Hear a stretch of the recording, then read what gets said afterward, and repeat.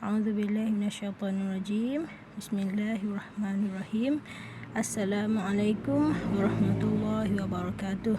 Okay, Ustazah doakan murid-murid 3 Muslim dan 3 Tirmizi sentiasa berada dalam keadaan sihat. Okay, insyaAllah hari ini kita sambung lagi pelajaran kita untuk mata pelajaran sirah. Okay, murid-murid boleh buka pada muka surat 27. Okay, muka surat 27 pada buku teks YTP. Okey, tajuk pelajaran 6, akhlak dan sifat terpuji Nabi Muhammad sallallahu alaihi wasallam. Okey, kita nak kenal hari ini peribadi, sifat dan akhlak Nabi Muhammad sallallahu alaihi wasallam. Okey, tengok pada petak warna kuning. Okey, Nabi Muhammad sallallahu alaihi wasallam amat terkenal dengan sifat terpuji sehingga baginda digelar Al-Amin oleh penduduk Mekah. Okey, Nabi Muhammad ni sejak daripada kecil lagi dia dah terkenal dengan sifat-sifat yang baik dia. Jadi dengan sendirinya penduduk Mekah, masyarakat Mekah pada waktu tu menggelarkan Nabi Muhammad sallallahu alaihi wasallam dengan gelaran Al-Amin. Okey. 4 sifat, tengok pada petak warna hijau.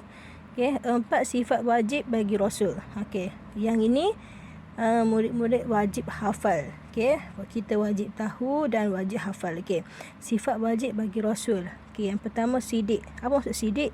Sidik ni maksudnya benar. Okey, benar ni membenarkan. Maksudnya apa-apa sahaja yang Nabi Muhammad sampaikan adalah benar. Nabi Muhammad tidak pernah berbohong. Okey, yang kedua, amanah.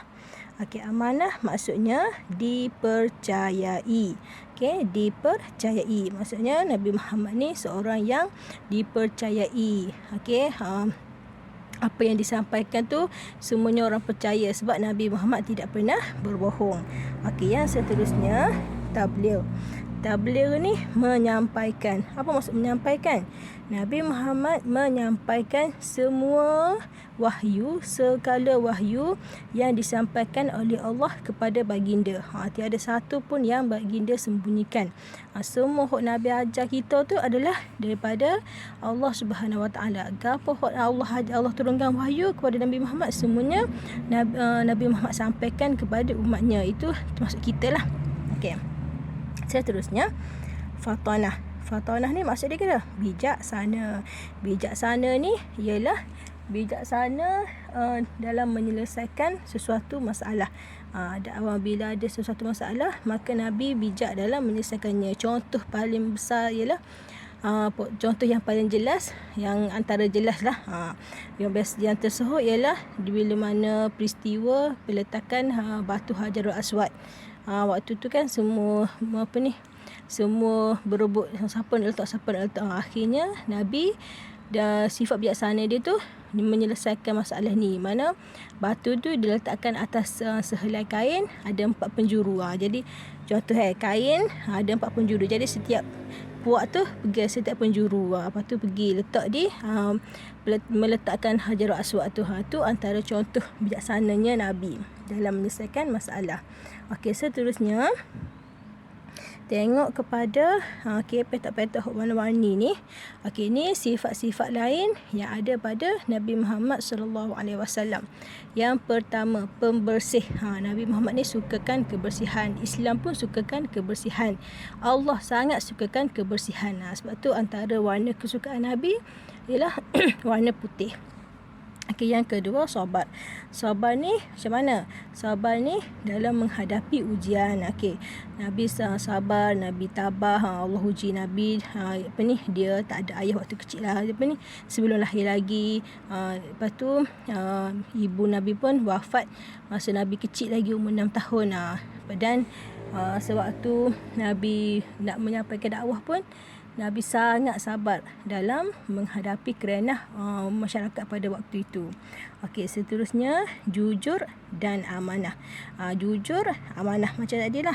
Okey, maksudnya setiap apa yang diberi tanggungjawab kepada Nabi Muhammad, Nabi Muhammad menjalankannya, memegang amanah tu dengan jujur, dengan amanah. Maksudnya bukannya suka kalau macam orang bagi satu tanggungjawab, dia tak apalah buat gitu je lah. Tak. Nabi Muhammad ni betul-betul menjaga apa yang dipertanggungjawabkan kepada baginda. Okey, dan pemaaf. Okey, pemaaf ni maksudnya Nabi Muhammad seorang yang sangat pemaaf. Dia tidak tak marah. Kalau orang buat apa-apa dia memaafkan. Bukannya dia ni kiranya sikit hati. Tak ada.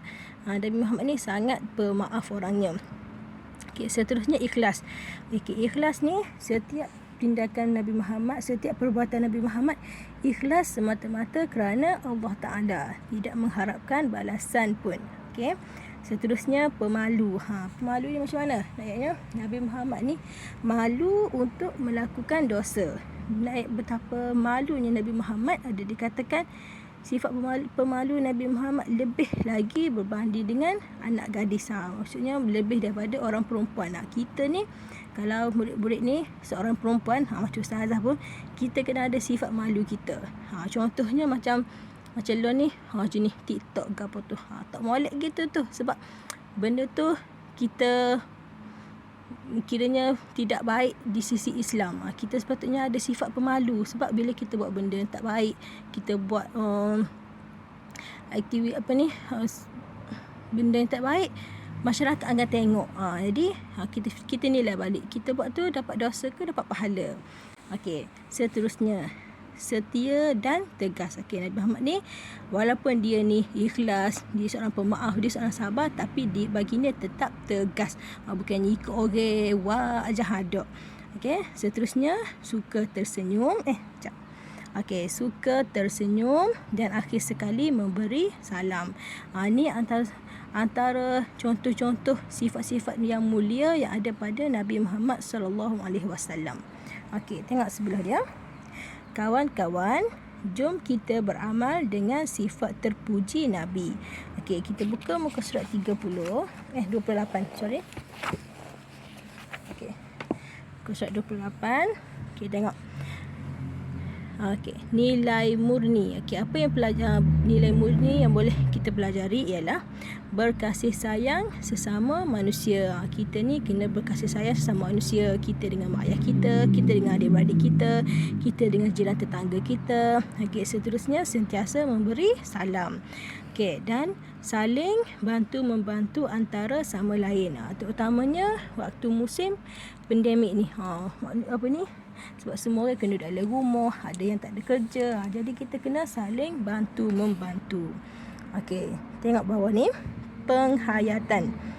Okey, meyakini adanya bantuan Allah kepada orang yang bersabar. Kita kena yakin setiap apa yang Allah uji kita, Allah akan bantu kita. Allah akan bagi jalan penyelesaian untuk kita. Cuma kita kena bersabar. Okey. Setiap ujian yang hadir itu adalah untuk menguji keimanan hamba-Nya. Selagi mana kita hidup, Allah akan uji kita. Sebabnya Allah nak uji kita ni yakin dengan Allah. Kita ni bergantung harap kepada dengan Allah. Okey, yang ketiga, sentiasa hidup berdikari. Kita jangan terlalu bergantung harap kepada orang lain. Sikit-sikit minta tolong. Betul lah minta tolong, tapi kita cuba usaha dulu. Kita cuba buat sendiri dulu. Sebabnya Allah kurniakan kita kelebihan. Tengok yang atas ni, kalam Allah. Okey, cuba baca dah. Bismillahirrahmanirrahim. Ahasiban nasu an yutraku Ahasiban nasu an yutraku an yaqulu amanna wa hum la yuftanun.